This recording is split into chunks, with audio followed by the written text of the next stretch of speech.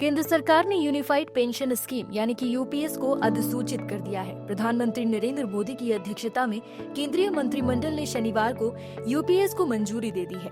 केंद्र सरकार ने अपने सरकारी कर्मचारियों को नेशनल पेंशन स्कीम यानी कि एनपीएस के तहत यूनिफाइड पेंशन स्कीम यूपीएस का विकल्प पेश किया है। राज्यों के लिए भी इसमें विकल्प दिया गया है। यूपीएस सरकार की नई स्कीम है। सरकार ने घोषणा की है कि सरकारी कर्मचारियों के लिए एनपीएस के तहत यूपीएस एक विकल्प के रूप में उपलब्ध होगी। सरकार की ओर से 24 जनवरी को यूपीएस को अधिसूचित किया गया है। यूपीएस ऐसे केंद्रीय सरकारी कर्मचारियों पर लागू होगी जो एनपीएस के अंतर्गत आते हैं। मौजूदा केंद्रीय सरकारी कर्मचारी या तो एनपीएस के तहत यूपीएस विकल्प चुन सकते हैं या यूपीएस विकल्प के बिना एनपीएस को जारी रख सकते हैं। मतलब नई पेंशन स्कीम उन कर्मचारियों के लिए है जो पहले से ही एनपीएस में है। ये ओल्ड पेंशन स्कीम यानी कि ओपीएस और नेशनल पेंशन सिस्टम एनपीएस दोनों के फायदे मिलाकर बनाई गई है। इससे कर्मचारियों को अब पेंशन मिलेगी।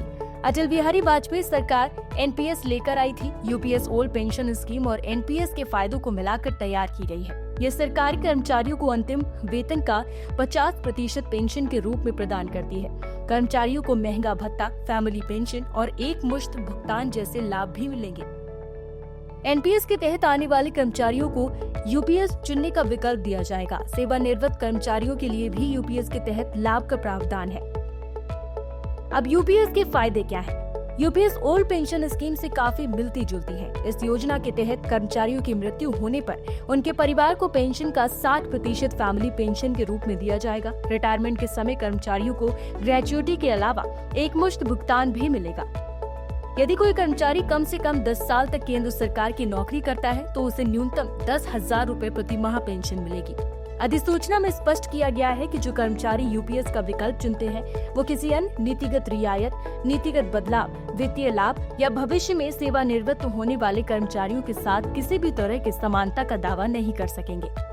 यूपीएस चुनने वाले कर्मचारियों के रिटायरमेंट फंड में 2 हिस्से होंगे, एक व्यक्तिगत फंड और दूसरा पूल फंड। व्यक्तिगत फंड में कर्मचारी का योगदान और सरकार का समान योगदान होगा, वहीं पूल फंड में सरकार का अतिरिक्त योगदान होगा।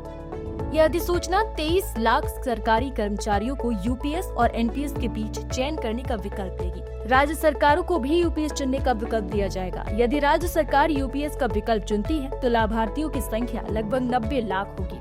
सरकार के मुताबिक एरियर पर 800 करोड़ रुपए का खर्च आएगा। पहले वर्ष में वार्षिक लागत वृद्धि लगभग 6,250 करोड़ रुपए होगी। यूपीएस 1 अप्रैल 2025 से लागू हो जाएगा। यूनिफाइड पेंशन स्कीम के तहत 25 साल या इससे ज्यादा समय तक नौकरी करने वाले कर्मचारियों को पूरी पेंशन का लाभ मिलेगा। उन्हें रिटायर होने के बाद हर महीने उनकी आखिरी 12 महीने की एवरेज सैलरी का आधा यानी कि 50% पेंशन के तौर पर दिया जाएगा। हालांकि अगर कोई कर्मचारी 25 साल से कम काम करता है तो उसे उसी हिसाब से पेंशन दी जाएगी। इस स्कीम के तहत पेंशन पाने के लिए कम से कम 10 साल काम करना जरूरी है। यूपीएस के तहत कर्मचारियों को फैमिली पेंशन का भी फायदा मिलेगा। यदि नौकरी के दौरान या रिटायरमेंट के बाद किसी सरकारी कर्मचारी की मौत हो जाती है तो पति या पत्नी को पेंशन दी जाएगी, लेकिन पेंशन अमाउंट कर्मचारियों को मिल रही पेंशन का 60% होगा। यूनिफाइड पेंशन स्कीम के जरिए सरकारी कर्मचारियों को इन्फ्लेशन इंडेक्सेशन का भी फायदा मिलेगा, यानी अगर महंगाई बढ़ती है तो रिटायर कर्मचारियों के साथ साथ फैमिली पेंशन का लाभ उठा रहे लोगों को ज्यादा पेंशन मिलेगी।